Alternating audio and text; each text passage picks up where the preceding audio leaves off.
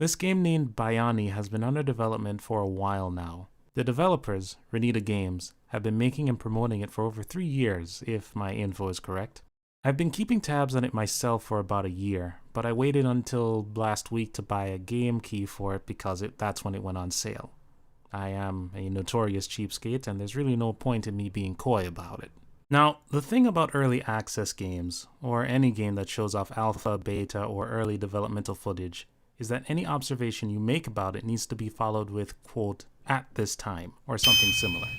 These things are works in progress, and they probably won't stay the same when the project is complete, for better or worse. Commenting on something as if it's the final work will just lead to headaches all around. But it's awkward to end sentences with the same phrase or verbal tick every single time. So just assume there's a silent, quote, "at this time," end quote, or, quote, "subject to change," end quote, with a little asterisk or something after everything I say from this point forward. With that out of the way, I can say that I like the state Bayani is in. It's a traditional tournament fighter with a 6-button layout. 3 for attacks, ranging from light to heavy, and 3 for individual special moves. EX moves are performed by pressing any special move with a quarter circle forward motion, and other moves, like throws, special commands, and supers, are performed with double button presses.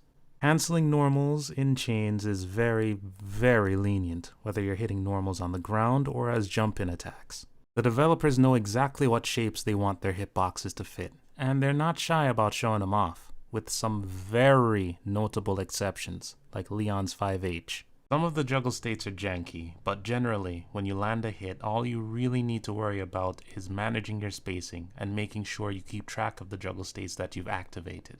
That's really all I ask for in a 2D fighting game with chain cancels. I haven't really gotten a grasp on the game right now. That's why this is just an impressions video after all. And I'm going to wait until the game leaves early access before I make another video on it, but I'll be keeping an eye on it until then.